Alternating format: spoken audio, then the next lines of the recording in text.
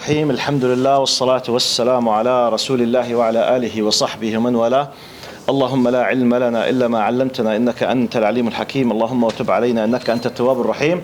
سبحانك لا نحصي ثناء عليك أنت كما أثنيت على نفسك. أنت المقدم وأنت المؤخر وأنت على كل شيء قدير.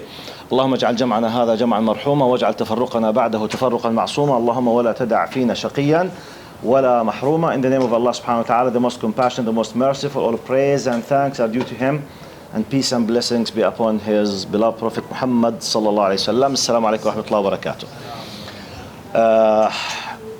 I'm still in the process of talking about the blessings, the gifts from Allah subhanahu wa ta'ala to the children of Israel, and how in many times they responded to take lessons for us to apply it on our nowadays history as Muslims. Because Allah subhanahu wa ta'ala surely did not mention these stories just for the sake of entertainment.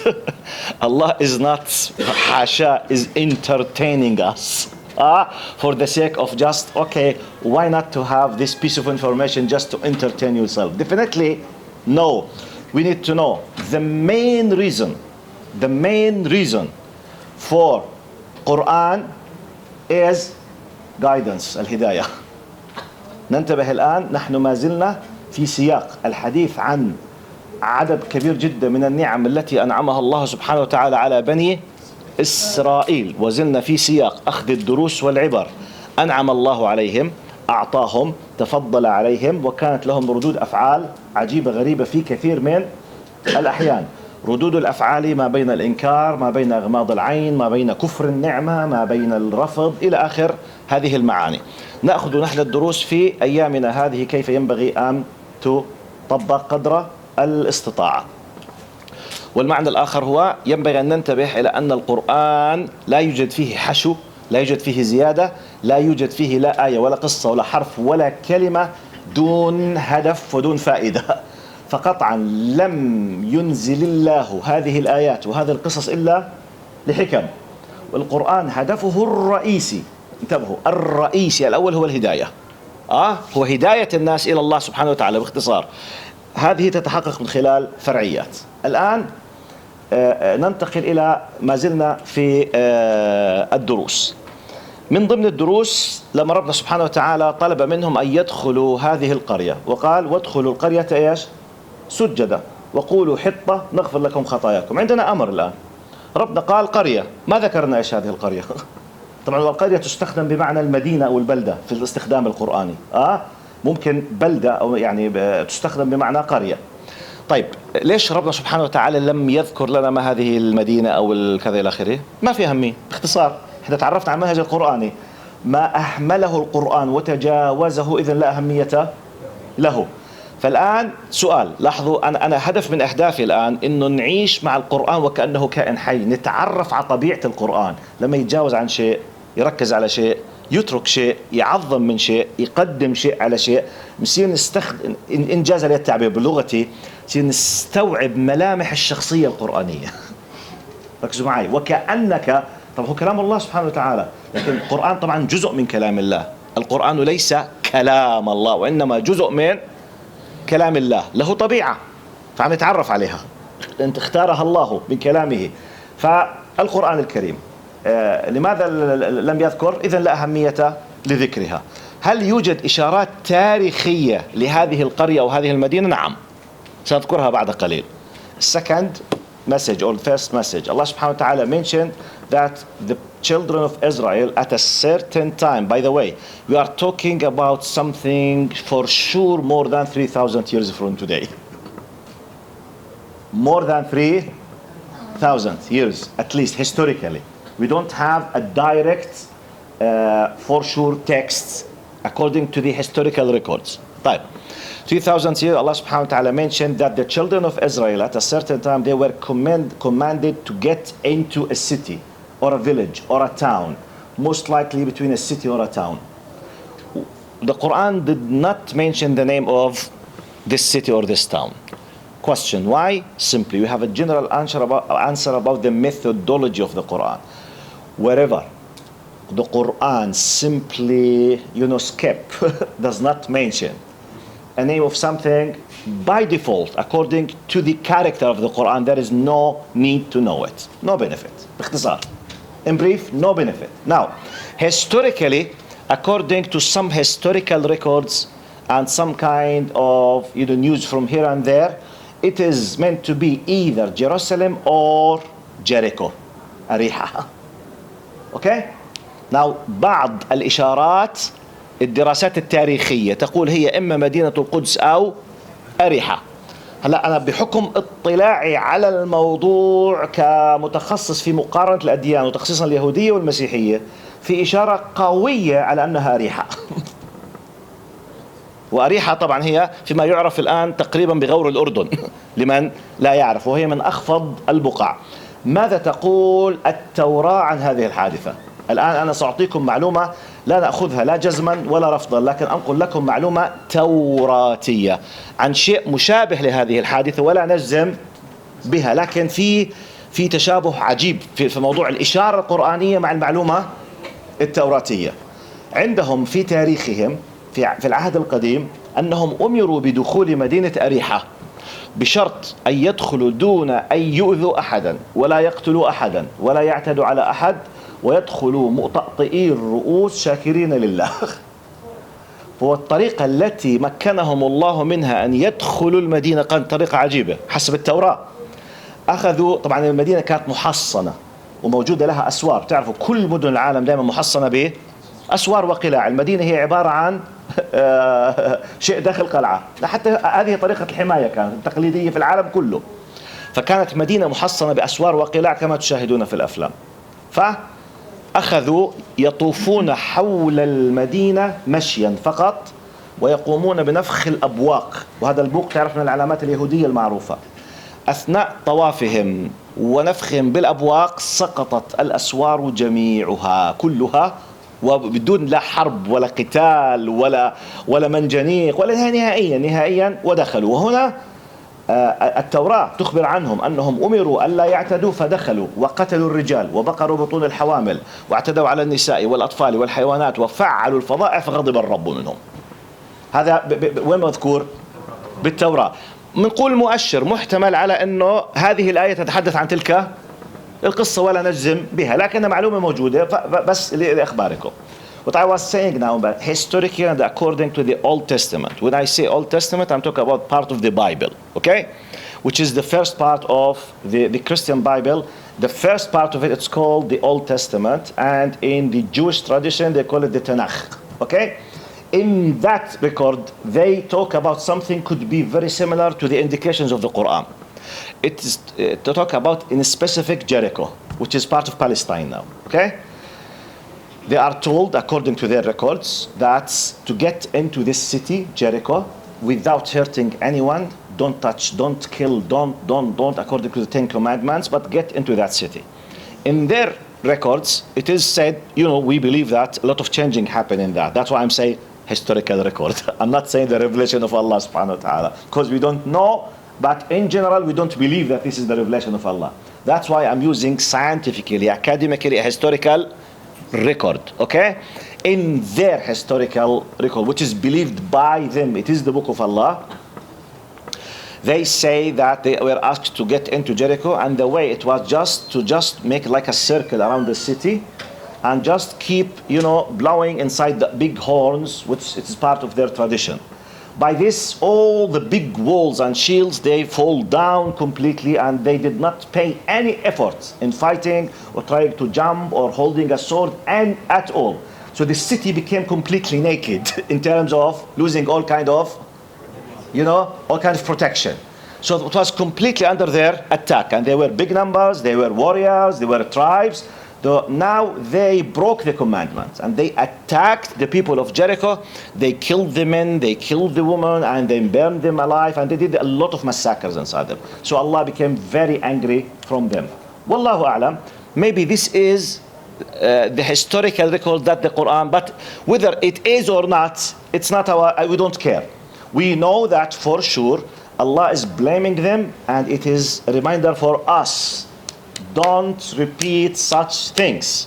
Because the general idea that we must learn from the children of Israel, وَإِن تَتَوَلَّوْا يَسْتَبْدِلْ قَوْمًا غَيْرَكُمْ. This is a general rule, a golden rule. If you decided to turn away your faces from Allah, Allah will replace you with someone else, or some group else. Don't think that Allah is dependable on us. I mean by us, any Muslim now, or any Arab, or any Pakistani, or any Somali. Islam is not our priority. Sorry, not our property. It is the gift of Allah. The one who is gifted basically is the one whom Allah has chosen him to accept this religion. It's not me who should be, وَالْعِيَاذُ بِاللَّهِ, holding the attitude on, Ya Allah, okay, I will do my best to serve your religion. This is arrogance from me. Be careful. I should be thankful for the fact that Allah chosen me. But the complete package will be completely activated by the fact that I'm thankful and following the commandments. Or otherwise, what happened will happen with me. سنرجع للعربي صح؟ هسه اتذكر شو اللي حكيته انا بالانجليزي. شو حكيت اخر شيء؟ لورا شوي. رجعوا لي الريكورد لورا شوي. ترجمة للحضارة. Oh, no, we don't care. Why we don't know the specifics? We don't care. We know that we're related to بني إسرائيل. يا إلهي اللغتين هذول عاملين لي مشكلة على فكرة. Okay, you come and continue the lesson. خلاص الله. جزاكم الله خيرا. والله عن جد نسيت اللي حكيته بالإنجليزي الآن. مش عارف أحاول العربي. طب اللي فاهمين اللغتين في إشي حكيته بالإنجليزي ما حكيتش بالعربي؟ اللي فاهمين اللغتين. مسكر؟ تمام. سامحوا لي ذكروني جزاك الله خير. هنا الله يجزيكم الخير. ما تتخيلوا قد الصعب للي بده يرتجل وعنده أصول المعاني. أنا ما عم بقرأ قراءة، فبالتالي عم بشعر بصعوبة بالغة في موضوع التذكر. ما عندي مشكلة بالترجمة، مشكلتي أتذكر شو المعنى اللي حكيته، فقدر الله سبحانه. طيب الآن أنتم بتعرفون منهجي، أنا واحد من الناس أحب دائما أربط بالواقع. السياق عم يتحدث فيه سياق نعم من الله، وسياق رد النعمة أو التكبر عليها أو عدم الالتزام أو عدم الانصياع بدل الرجوع إلى الله سبحانه وتعالى.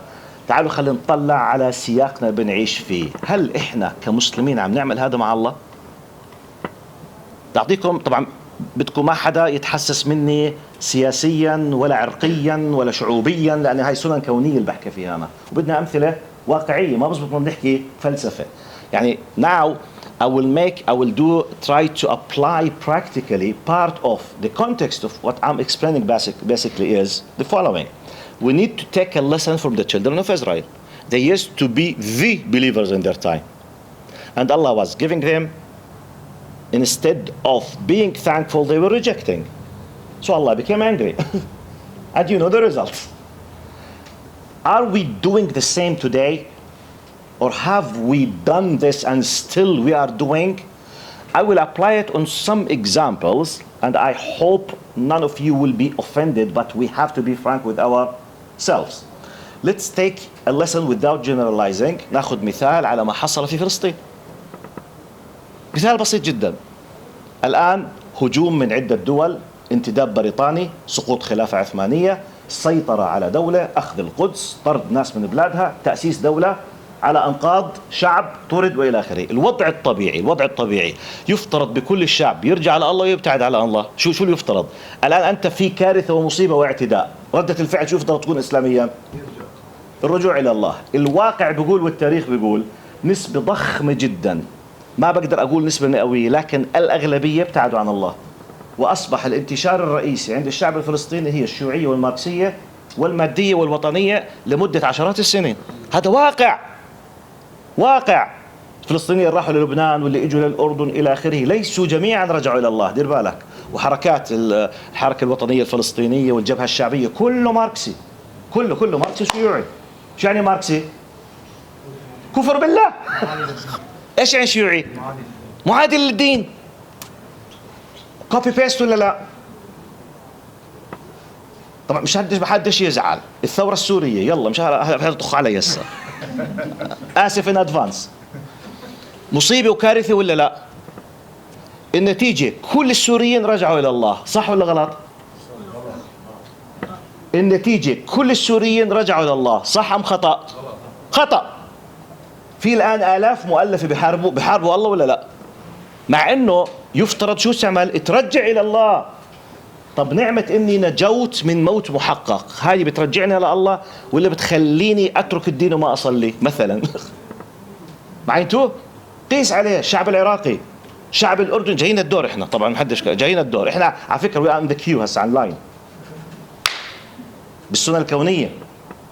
فإكزامبلز طبعا كله أمثلة عجيبة جدا، بس لأنه هاي الأمثلة واضحة جدا جدا، ما حد بيقدر يقول لي والله وجهة نظرك. شو وجهة نظري؟ فيش، هاي هيستوريكال فاكت احنا عايشينها الآن. ما حد بيقدر يقول لي والله مش متأكدين من صحة المعلومة. والله لا لا لا، بعينينا شايفين، بعينينا عمالنا بنعيش بنستفيد من بني إسرائيل. I was giving an example how we have to be aware not to apply the same methodology of the children of Israel. I gave a quick example by Palestinians, Syrians and Iraqi people in general.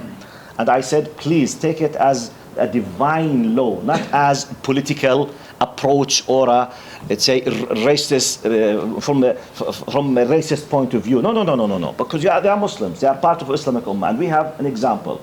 Now, the Palestinians, when they were kicked out of their country by the establishment of the state of Israel, subhanallah, how the history is completely now the opposite. Now, according to our Islamic understanding, the majority of the people, actually all the people, should return back to Allah, seeking the help of Allah to be supported by Allah. The majority of them, they became communists, practically.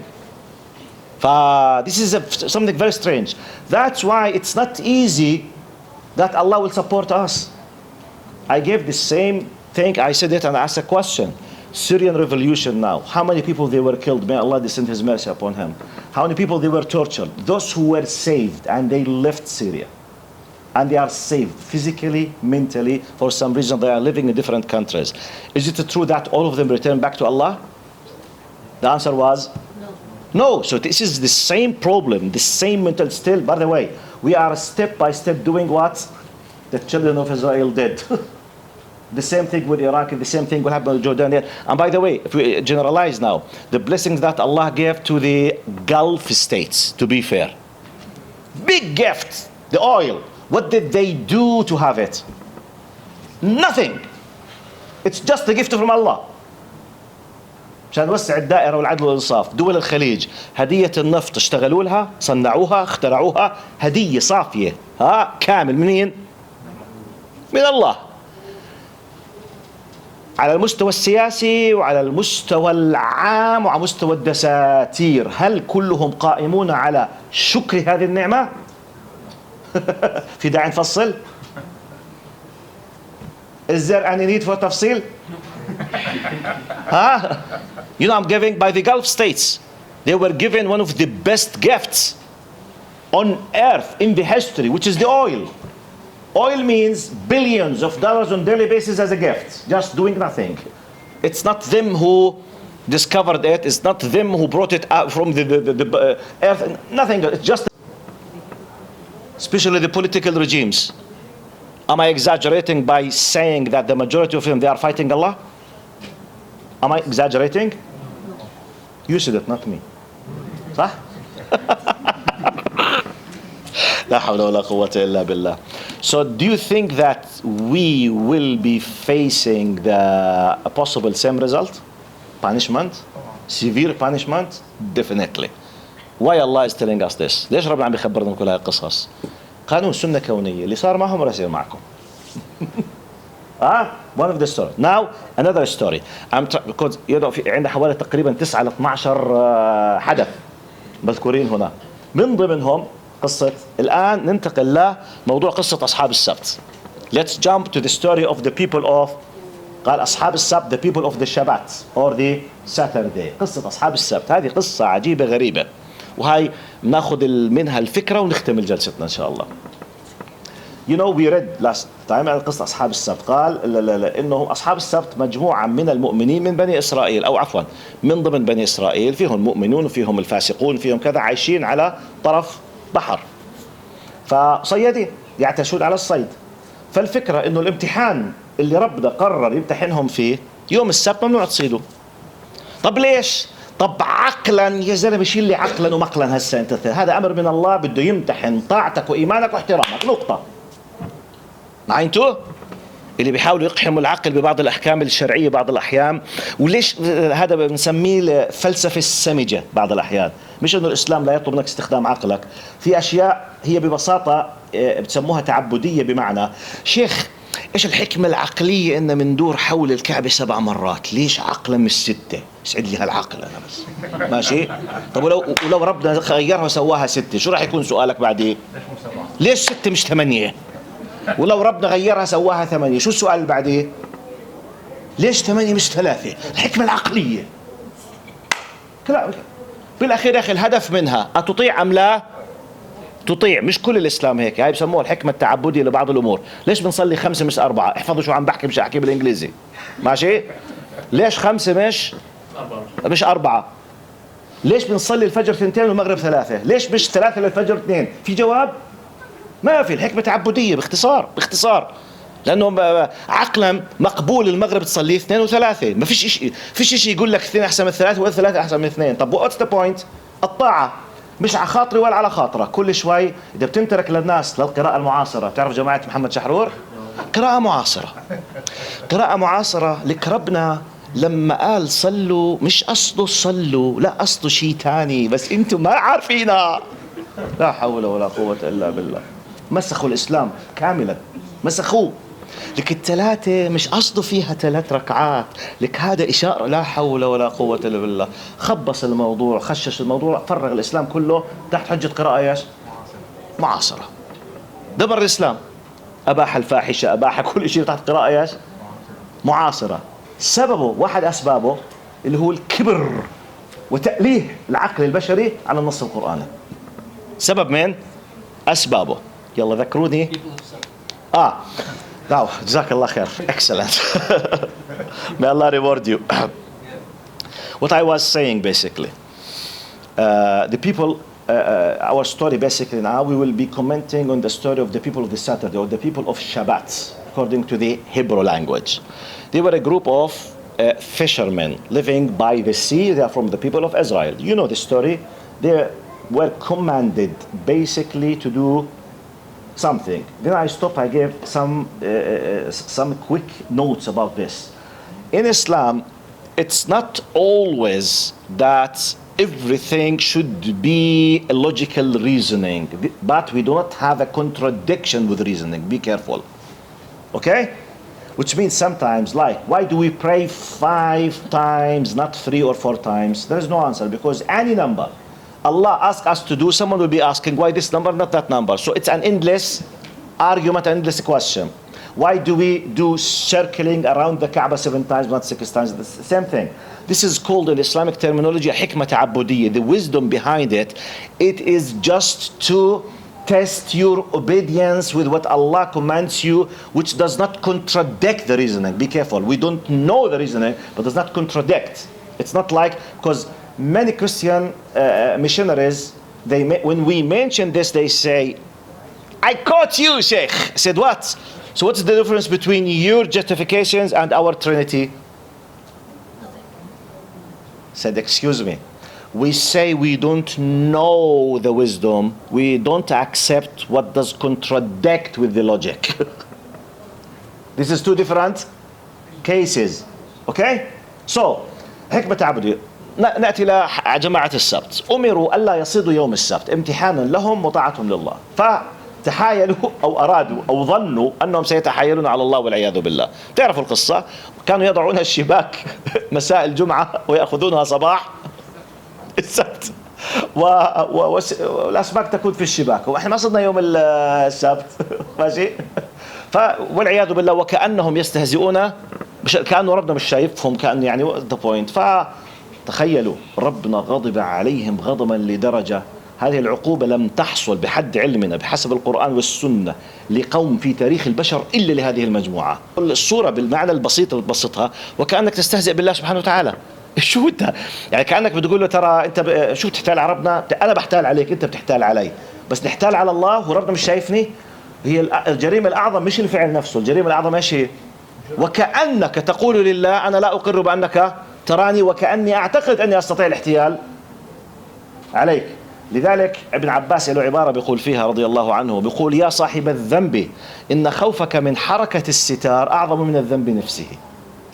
يعني إذا اختبأ أحدهم ليفعل حراما، كان مش سائل في الموضوع، فجأة حط واحد إيده على الباب أو الهواء حرك البرداية فنقز، بيقول: نقزتك من دخول بشر عليك وخوفك منه وشطبك لقيبة الله في الفعل أعظم من ذات الذنب العام بتسويه، لأنك أنت أثبتت لنفسك والعياذ بالله، وأثبتت أنا لنفسي أن الله لا قيمة له عندي.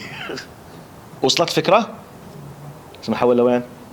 فرنش I think. ها مزبوط ولا الرشن؟ شو الستارتنج بوينت كانت؟ كأنه مستهزئ.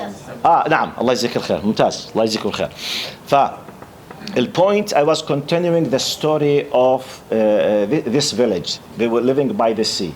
So even though they were commanded by Allah subhanahu wa ta'ala not to do any kind of fishing on Saturday, yet they made something which is horrible against the will of Allah subhanahu wa ta'ala. They did something as if they were making fun of the commandments of Allah, as if they want to cheat Allah, as if they want to play games with Allah. So basically, they committed one of the greatest sins in the history. They used to put the nets at the end of the day of Friday, and they used to pull the nets full of fish by the morning of Sunday. They said literally, we are not fishing on Saturday. The idea of don't fish. Okay?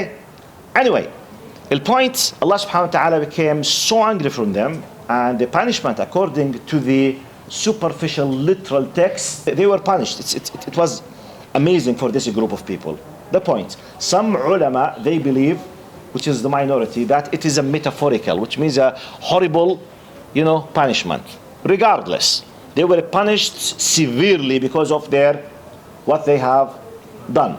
Now, this is the story. What I'm interested, basically, the reaction towards the story from their fellows who were living with them. Now, هلا اللي بهمني من الموضوع، هي نهاية القصة، إنه موقف الناس حول الذين ارتكبوا هذه الجريمة كيف كان. بسورة الأعراف الله سبحانه وتعالى ذكر تفصيل آخر عن هذه القصة، إنه المجموعات قالت: وإذ قالت أمة منهم لم تعظون إيش؟ لم تعظون قوما الله مهلكهم أو معذبهم عذابا شديدا. فالمجموعة الثانية شو ردت عليها وقالت؟ قالوا معذرة إلى ربكم ولعلهم إيش؟ يتقون.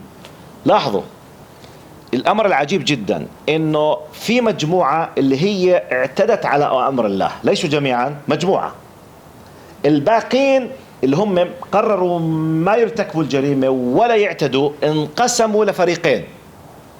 فريق ما زال يذكر ويعظ ويأمر وينهى، وفريق ثاني عم بنهوهم بيقولوا بتضيعوا وقتكم ليش، وهدول جماعة مسألة وقت، العذاب نازل، السخط نازل، اللقاء نازل، لا ضيع وقتكم معهم.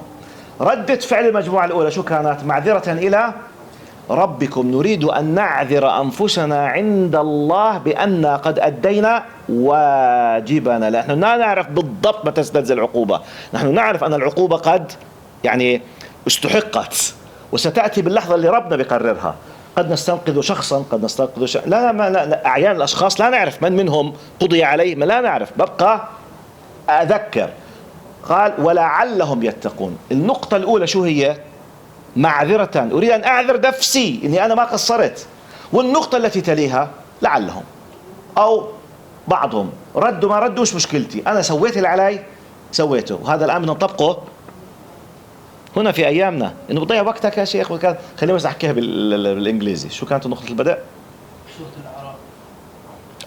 This story basically is mentioned with some details with regard to the reaction of those who did not participate in the crime. The good people, the good guys, the true believers who rejected breaking the commandment of Allah subhanahu wa ta'ala. Allah is mentioning or mentioned those in Surah Al-A'raf by saying that they were, the core meaning, they were divided into two groups. One group kept on preaching and reminding. continuously, even though they know that it's a matter of time and they will be punished. The other group of believers, they were, criticizing the first group by telling them, why you are wasting your time? Don't keep talking with them. خلاص, leave them. Let them go to hell. The reaction of the first group from the believers in their discussion and argumentation with the other group, they say, we are doing this معذرة إلى ربكم. First of all, we want to excuse ourselves when standing before our Lord in the day of judgment. Because we don't know for specific when the punishment will come. We don't know for specific in which every person of them will be punished or which one of them will be forgiven. We have no idea. But generally, the punishment is coming. It's a matter of time. Allah decides when and on whom exactly. Our job is to keep what? Reminding. I myself, I don't participate first of all. I don't agree with. Very important. I don't support. Did I keep reminding to change the reality? Then next point, وَلَعَلَّهُمْ يَتَّقُونَ. Some of them might, fear Allah and return back. But the most important thing is معذرة. I want to excuse myself. So by this we take the important message of today's talk. معذرة إلى ربكم. لاحظوا، خلينا نطبقها بشكل سريع على حياتنا. حجم الفساد والانتشار والتقصير والبعد عن الله سبحانه وتعالى على المستوى الفكري والعلمي والسياسي وكذا. في ناس بيطبقوا قاعدة تحط راسك بين الروس ويقول يا قطاع الروس وبدك تجيب الدين في مالطا واحنا شو دخلنا وهي وقفت علي ولا يا شيخ وتفتحش العيون علينا وخلينا عايشين بالقصص هاي اللي هي معاني ايش؟ السلبية القاتلة. Nowadays we have a lot of people, they are applying the same way of one of the groups of believers. So they see a lot of corruption around them. They see the attack on the religion of Allah from Muslims themselves. We see, so the action of them, it's not my business. As long I myself as a person or my family, we are saved, let them go to hell. It's not my business. This is a big mistake in Islam. But they are not listening. You don't know if they will listen or not. Are you doing your best? Have you done your best? If Allah took your soul, my soul at a certain point, even if no one is responding, you've done your best, the reaction is not yours. The result, the fruits, is not yours, not your business. Have you done your best? Yes. Have you conveyed the message? Yes. Have you talked with the people? Did your best? Have you thought about it? Have you cried? Your heart was able? Yes. Whatever. It depends on your status, by the way. If you are a very well-known person, and you are, for example, from the celebrities, you have a big responsibility because the people that are listening to you. You have to talk. If you have a power of money, you have to support. If you are a teacher, you must educate the people. If you are the influence politically, you must do your best to speak with the people who are in charge. It depends on your status. If you are a simple, poor person, isolated from everything, you have no power, Allah knows. Don't worry. Don't worry.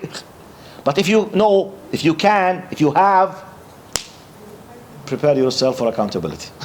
Have you done? Yes or no? If yes, alhamdulillah. No one replied, no problem. Okay? I did not do. But ya Allah, I was expecting that no one will listen. It's not your business and you don't know the future. You don't know the ghaib. By the way, this is very important. Very important. The most important thing in our lesson. ختمت فيها إنه الله يكرمكم. إحنا مهمتنا الكبرى. إني أنا ما أأيد، ما أوافق، ما أحب الخطأ، وأبذل جهدي للتصحيح. مهما كانت النتائج اللي أنا بتوقعها بشريا سلبية. مش شغلي النتائج على الله وعند الله والحساب عند الله. أنا فقط مهمتي إيش؟ التذكير ومحاولة الإصلاح. المحاولة.